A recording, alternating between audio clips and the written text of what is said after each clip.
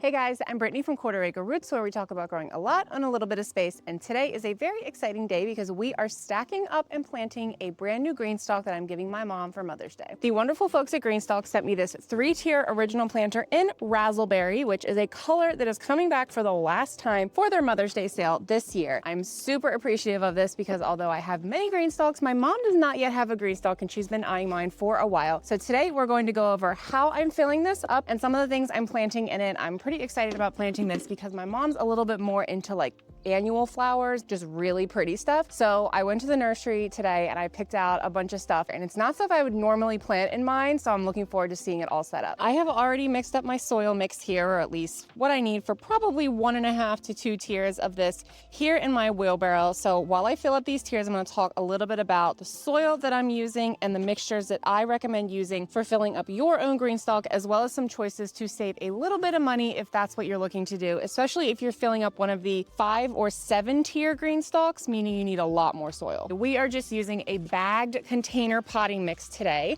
that I have mixed in some organic leaf compost. I love using this organic leaf compost in my garden. I love mixing it into all of the soils I use, and I like using it as the base for my own GreenStalks when I fill them up with fresh soil. If you do want to mix up your own soil, this is the stuff that I love here in Maryland. It's a leaf compost. It's made here in Maryland. You can buy it at pretty much any like a big box garden store or independent nursery. But if you don't live in this area, you probably have something similar where you live. You can also use manure, composted manure. You can use mushroom compost. There's all sorts of stuff that you can use that make a really good lightweight base for your GreenStalk. Now, I have a video all about how I amend my leaf compost before I put it into my GreenStalks.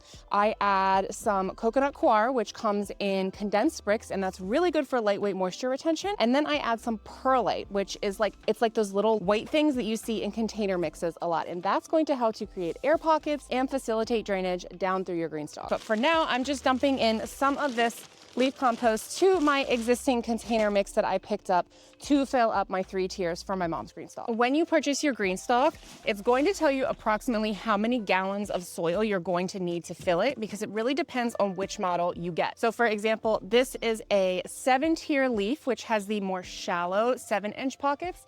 And then this one right here is a 5-tier original, which has those deeper 10-inch pockets. The original with 10-inch pockets is what we're working with today, but instead of 5 tiers, we have the 3-tier model we're working with. Now, when I fill up a new GreenStalk or when I top it off, you're supposed to fill them all the way up to the tippy top. So what I do is I leave about 1 inch of space, unless I'm planting seeds directly in it, because I know that the root balls on whatever plants I'm going to be putting in here are going to take up a little bit of space. So I just leave myself a little bit of wiggle room when I'm setting it up so that I can go in and fill up to the tippy top with a little bit more soil when I'm done planting, because things are going to settle a little bit when you stack everything and as you start watering. Okie dokie, we've got all 3 tiers set up. What I'm gonna do is I'm gonna plant, there's 6 pockets in each tier. I'm going to plant probably 3 pockets in each tier because I don't want to completely fill it up, because I know she probably has some starts on her own that she wants to add to it, but I also don't want to give her a completely empty GreenStalk because that would just be sad. So part of the gift is me filling it up with soil, getting that all ready, and then putting half of the plants that should be in each tier. So when I stack it up at her house for her to see, it's already got some plants in it. It's already looking really pretty. So here are some of the things that I'm going to put in it. You're going to have to bear with me on some of these names because, like I said, I am not really an annual flower person. I have grown this one before, Calabroca, one of those. This is what it looks like. It is very pretty. I know that this one is grown in hanging baskets a lot, so this one is probably going to go in one of the top levels because it'll look really nice cascading down. I also got some of this Silver Dust Dusty Miller. I actually am not opposed to Dusty Miller in my own garden. I think it's got this really cool like silver finish on it that looks really nice as like kind of a mounding ground cover, annual ground cover around some of my perennials, some of my darker plants. So I'm probably gonna put 2 of these in her GreenStalk and then keep 2 to just pop in my garden somewhere where I need a little bit of ground cover and a little bit of contrast. As for herbs, I picked her up a pineapple sage, which I also have in my GreenStalk. It smells amazing. I definitely want to look up how they make this sage smell so much like pineapple, because it really does smell like a pineapple. I got some German chamomile for her, which I grow a lot of chamomile. I love growing chamomile for teas. she's a tea drinker herself, so maybe she can try her hand at making a few teas with some of the chamomile I'm gonna put in here. And then on that tea note as well, I picked her up a calendula. I have tons of calendula starts for my own garden and in my own GreenStalk, but I wanted to get her something a little bit more mature that's already got a nice little bud on it. So maybe it will be flowering by the time I give it to her. I wanna have some color instead of just a bunch of green on her GreenStalk when she sees it for the first time. And then I picked her up a baby blue eucalyptus. I love growing eucalyptus every year. The smell is amazing. It's one of my favorite smells. It's also great in arrangements. So this is a variety that can stay a little bit smaller, especially if you can strain it in a container. So I'm probably gonna put this one on the top level of her GreenStalk as well. I also just picked up a little basil. Again, I have tons of teeny tiny basils, but I want the plants to be a little bit more mature when I give this to her. So $2, I picked up a nice basil for it.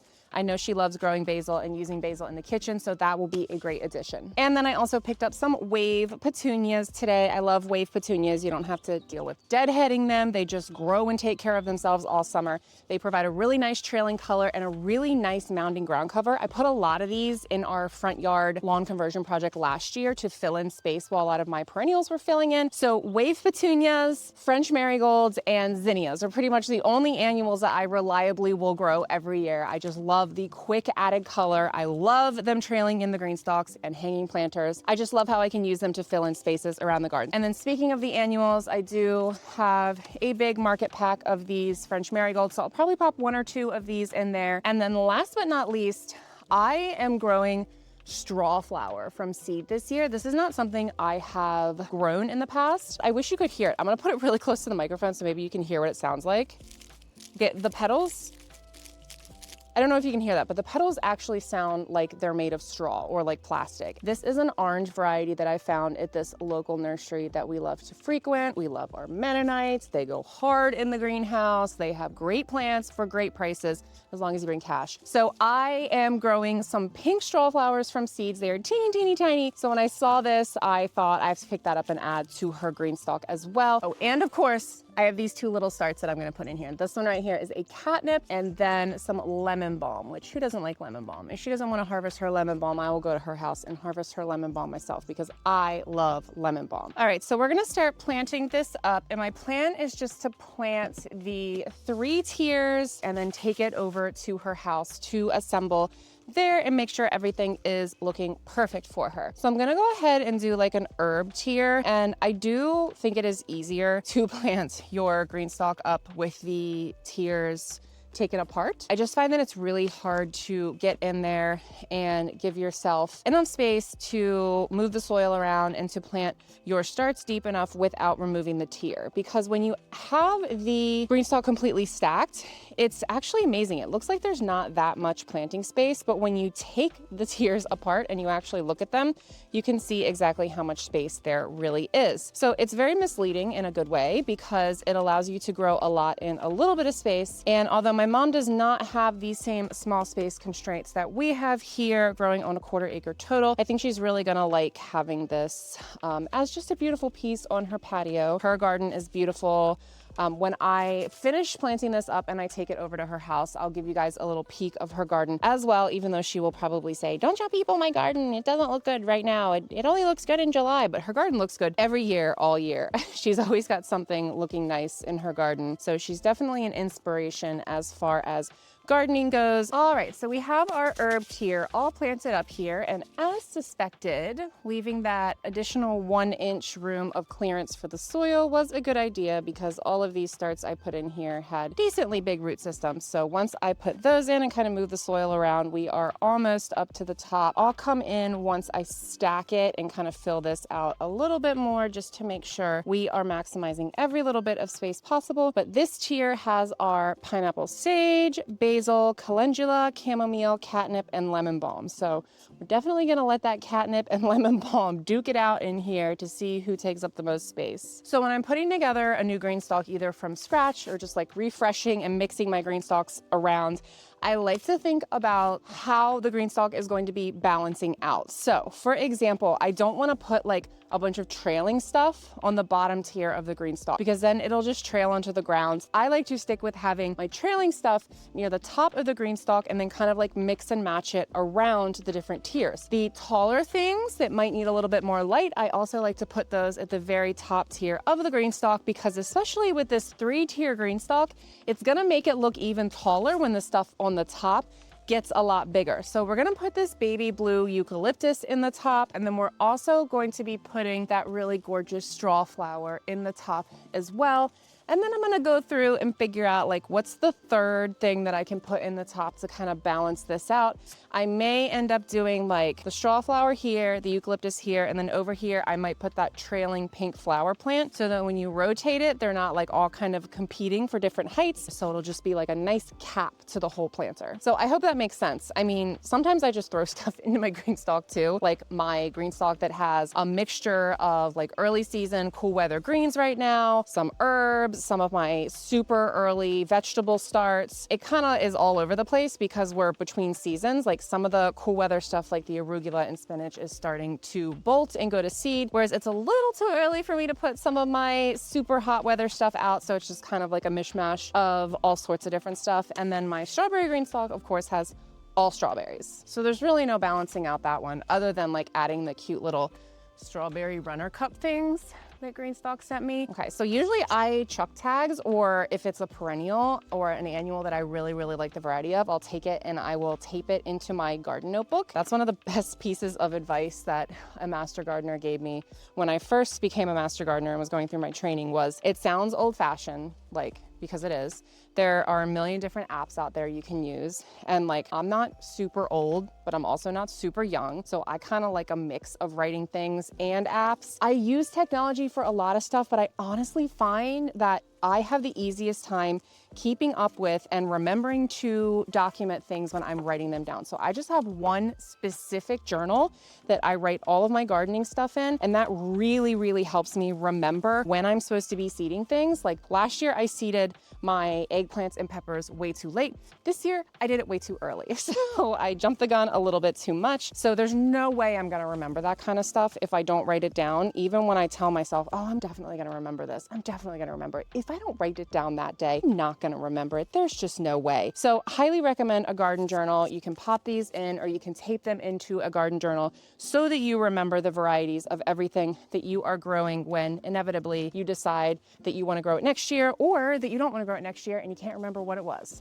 Okay, so our Calibrachoa, which is what I'm gonna call it, I'm gonna put that on this top tier with the baby blue eucalyptus and the gorgeous orange straw flower. My mom makes the best arrangements. I know I've mentioned on this channel before that like every year I tell myself, I'm gonna grow dahlias because they're so gorgeous and they look so pretty in cut flowers. And that's because I see my mom's dahlias. My mom grows the most gorgeous dahlias, but every year I grow them, they don't look good because I just do not take care of them. I really like things that thrive in a high stress environment in my garden, which is why I tend to go toward either plants that are super drought tolerant or native plants, stuff like that. But my mom just has a magic touch with dahlias. And she, even last year, when she says she didn't do a good job staking them and that she didn't take care of them like she should, they still looked gorgeous. So I'm hoping that especially the eucalyptus and the straw flower will make nice additions to her arrangements this year. Now, I said I was gonna leave a couple of these pockets empty, but I actually maybe bought enough to fill everything up. So what I'm gonna do is fill up most of it, and then if she wants to swap some stuff out and just put it elsewhere in her garden,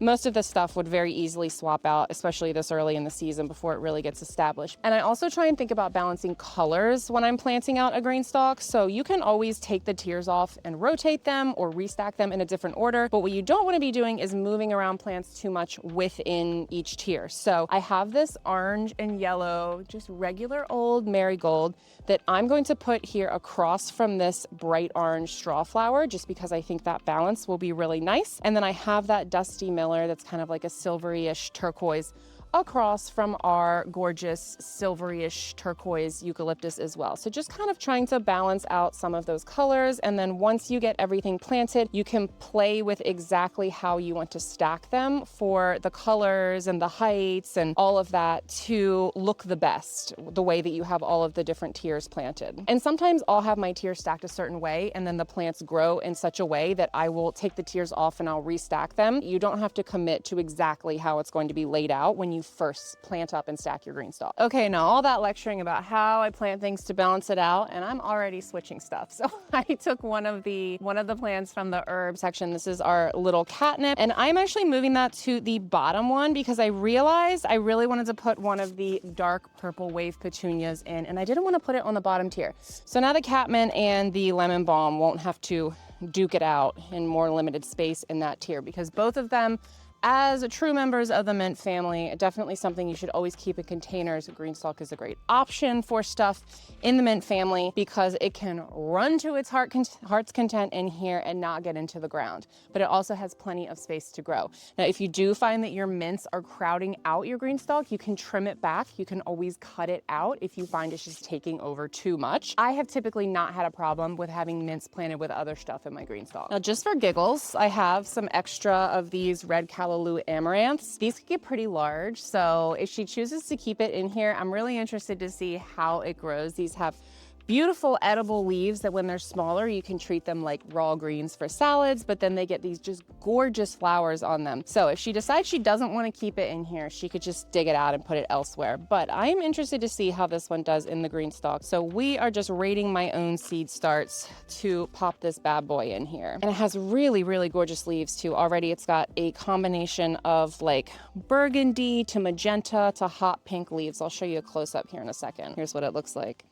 Isn't that pretty? I just imagine it in a bigger form. And here's a look at our 3 tiers all planted up. I left 2 pockets open in this one for her to pop something in. And then the rest of it, if she doesn't like it, she can just put it elsewhere, or I can dig it up and take it home myself because I love everything in this GreenStalk. So I'm gonna give these a good watering and let them kind of settle in over the next day or so. And then we're gonna take it over to her house this weekend, set it up on the spinner base, and then have her like see it all at once. So I will check back in a couple days, jump to the future here for the setup. All right, guys, it's a couple days later. We are in my mom and dad's beautiful backyard, and we have carted over all of our GreenStalk tiers, barely fit in my tiny car, all planted up. Now I'm going to show you how to put this together. Okay, so the first thing we're going to do is add the wheels to the spinner base. So this is super easy. You just stick them in the holes on the bottom of the spinner base. You don't have to get the wheels with the spinner base, but it is a nice option. I have 2 with wheels, 1 without wheels. So there's lots of holes under here, but once you find the ones that they fit into, you just push them in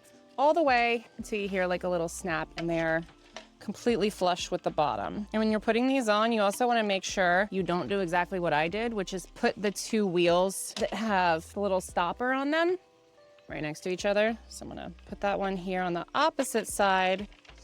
Okay, now we're gonna set it up right here in front of her lovely pond. Working away from your own yard is always stressful because you never quite know where everything is if you didn't bring stuff yourself. So I'm just gonna steal some of these gloves because I do have like 2 more plants to pop in here. Okay, so when you unbox your GreenStalk, you're going to see these watering discs. We do not need these watering discs just yet. So we're gonna set those aside because the bottom tier goes directly onto the spinner base if you're using the spinner base. If you're not using the spinner base, the bottom tier goes directly onto the ground or on a paver or something like that. Right? You want to make sure it's snug on there and it spins beautifully. Then I'm going to add in these 2 other plants here. We've got a curly parsley and an oregano. All right, so we're all planted up here. So what I'm gonna do now is I am going to show you guys how the watering disc is placed. So that's just going to involve taking the disc and slipping it down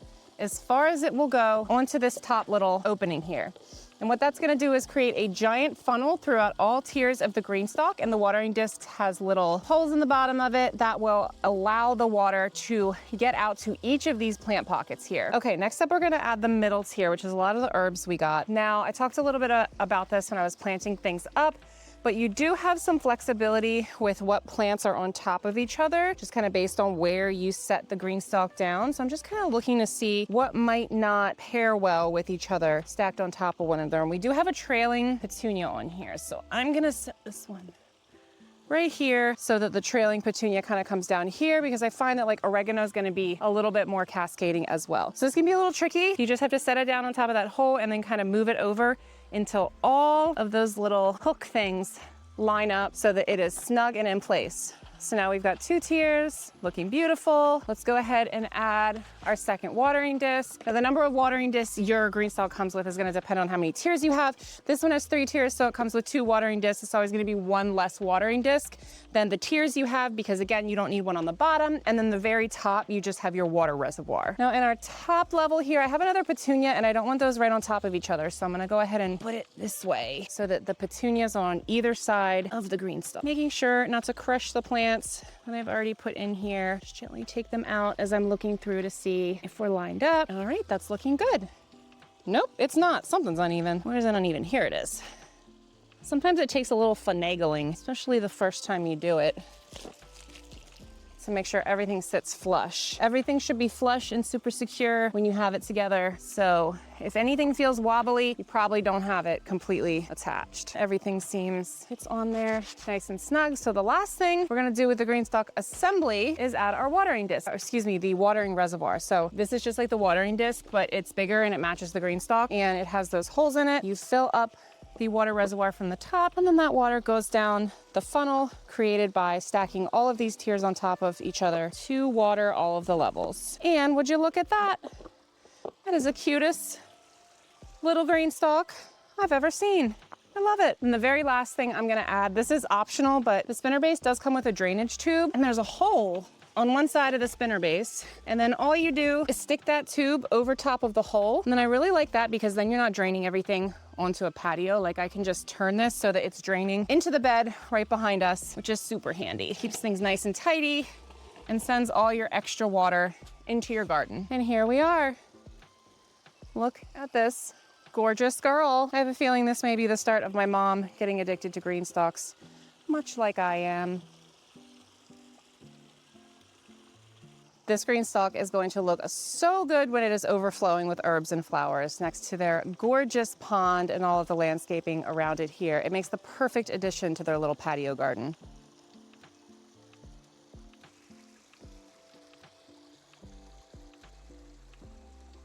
So happy Mother's Day, Mom. I hope you like your GreenStalk when you get home from work today. Just a reminder, if you want to invest in a GreenStalk for your mom or for yourself or for anyone really, their biggest sale of the year is the Mother's Day sale, and that is still going on right now. It's $50 off all planters, not just the 3-level one that you see here. And that discount is also stackable with my $10 referral code that you will get by clicking on my link in the description of the video below. So I hope you guys found this informative. If you have any questions about growing in the GreenStalk, please let me know in the comments. And until next video, happy Mother's Day and happy planting.